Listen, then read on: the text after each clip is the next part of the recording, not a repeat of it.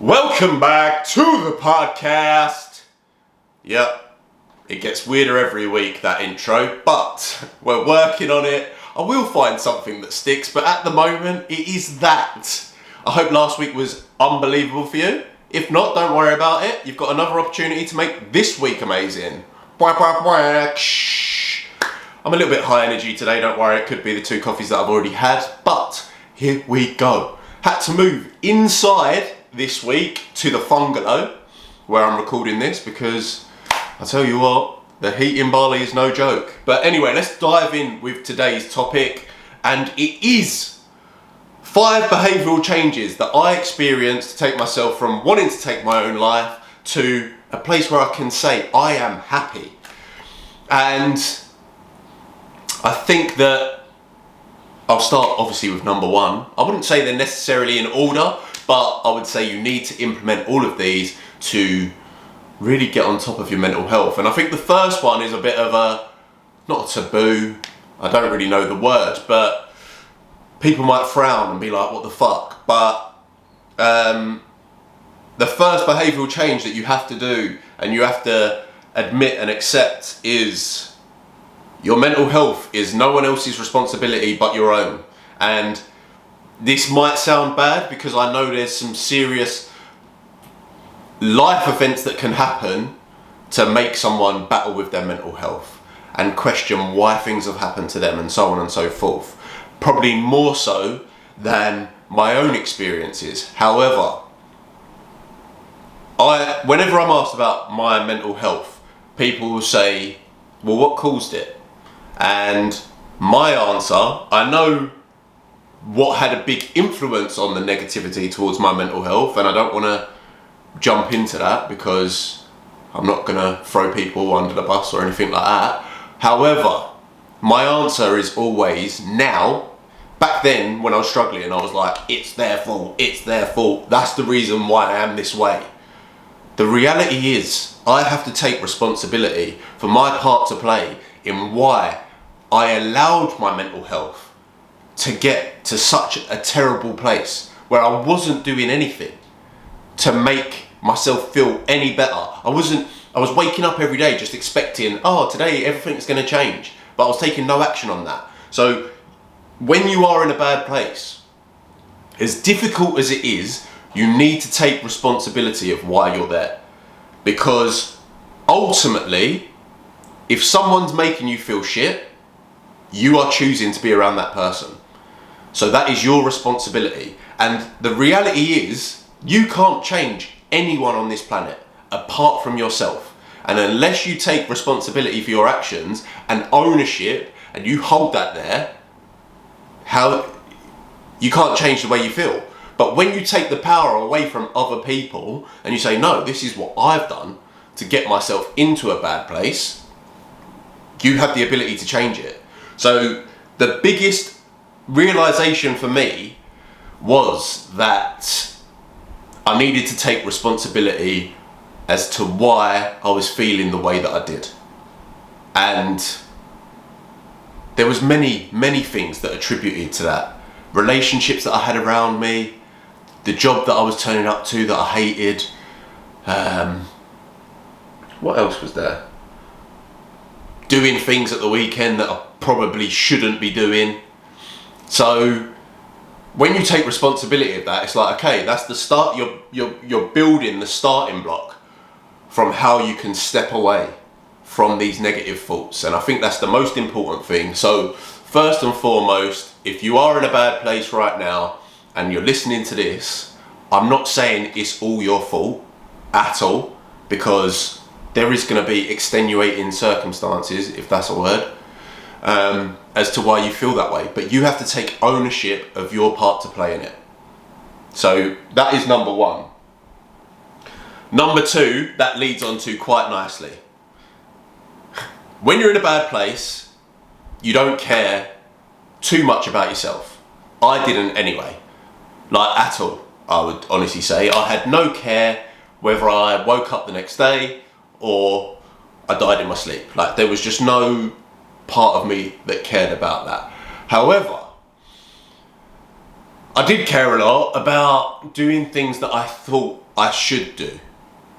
And by that I mean spending time with people that we're taught we're meant to spend time around. And oh, well, I've been friends with them for X amount of years, and although I feel completely anxious around them, I'm still gonna go out when they say, oh, let's go out. Or just because it's a family member, oh, well, blood is thicker than water, so you need to be around your family, you need to be this family person. No, absolutely not. Cutting out shit people from your life, it doesn't matter what title they have, whether it's your best mate, your mum, your dad, your brother, your sister, your grandparents.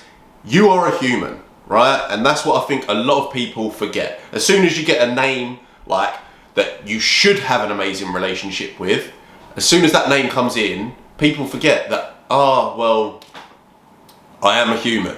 And the reality is if someone's in your life treating you like shit, it doesn't matter what title they have, yeah? Because ultimately, they're a human, you're a human. If some randomer on the street was to treat you how the people you're choosing to keep in your life treated you, how would you feel?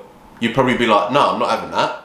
Do you know what I mean? So cutting out shit people in your life, regardless of their title, is an absolute must. Because what you got to think is, or for me personally, again, I've got to take responsibility, because I was jumping into situations that constantly made me feel anxious. Constantly jumping into these situations which ultimately had a really detrimental effect to my mental health. Because spend enough time with those people and your whole life comes an anxious, depressive ball of shitness. So cutting out people, surrounding yourself with good people, that is number 2 for the behavioural changes that you need to make. And yes, I'm not saying it's easy, but what I will say is it will help you grow as a person and make you realise that life isn't actually that shit when you spend it around amazing people.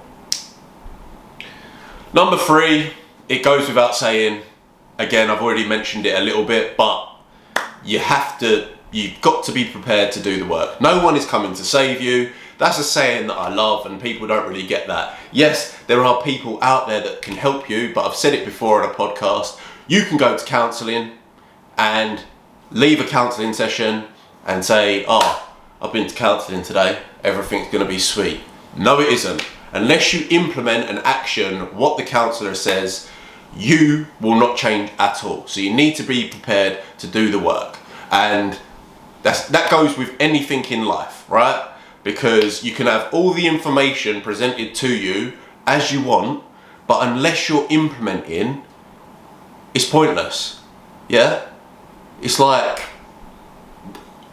if you're not doing anything with the information, there's no point in having it at all. So you have to be prepared to do the work. And for me, it was an absolute no-brainer.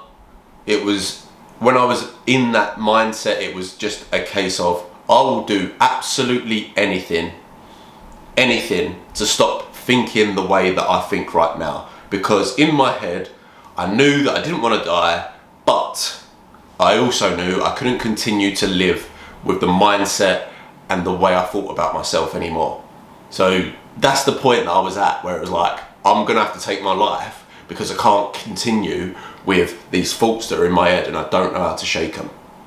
So you have to be prepared to do the work. That leads on nicely to number 4. And number 4 is try everything. Try everything. Like, what have you got to lose? If someone says that something is going to improve your mental health, what have you got to lose by trying it once? You might have the most negative connotations of that habit, but if you try it, and I don't mean try it once and then you don't like it, like I know people that have gone to counselling, turned up to one session and thought, Jesus Christ, I don't feel any different, that hasn't worked. Obviously not. It would be the same as walking into a gym and thinking on day 1 you do one workout and then bam, you're looking like Arnie. It's never going to happen, yeah? So, you need to try everything, And I would say I've been meditating now for maybe 2.5 years. And the reality is, I still don't know if I'm doing it right. But what I do know is, after I take 5 minutes out to just focus on my breath, understand my thoughts, I feel better. So the task, and at 25, if someone told me that I'd be meditating every day, I would have laughed in their face and been like, I'm not a hippie. So my advice to anyone, and there's been loads of habits that people have told me, oh, this will improve your mental health, that I've tried and thought, no, that's not for me. But what I like to say is you've got this toolbox that you can go into to improve your mental health. And being proactive with it is so important. So you've got those tools that you'll use every single day to keep your mental health topped up. But then, let's say your mental health does drop, which it can happen. Then you're going to dive into your toolbox and take more habits out and implement them over a period of time to get you back to where you want to be. So just try absolutely everything, because what have you got to lose? Oh, well, I can't be bothered to try that because it could make me feel better. Do you know what I mean? It might be the most obscure habit ever, but if that makes you feel better, what have you got to lose? And finally, the last one, it is something that I say all the time now, and I was definitely so guilty of being the reverse of this. So this habit that I've changed has had a monumental difference to my mental health. And often in life, we take a lot for granted. And when I was in a bad place, victim mentality, I was taking everything for granted. I expected so much from so many people around me, and when that happened, I was like, well, that's how it's meant to be. So I just expected it, took it for granted. But the opposite of taking things for granted is being grateful. And if you're grateful for the tiniest things in a day, life is going to look so much better to you. You're going to be so much happier because you're going to notice all of the little things that, rather than being like, well, that's meant to happen, you're going to be like, I'm actually really lucky that I've got that. Even if it is the smallest thing. Like, for example, for me now, the sun is shining. Mint. Do you know what I mean? I can go on and get about my day, because if it was raining, I'd be stuck in here. Like, that is something to be grateful for. And you might be thinking, that is just silly. But when I'm writing 30 to 40 things a night, each day of what I'm grateful for, yeah, how do you think I go to sleep? Every night I'm going to sleep like, today actually wasn't that bad. If I have a bad day, today actually wasn't that bad, because I've got 30 to 40 things that have been good, that have happened today.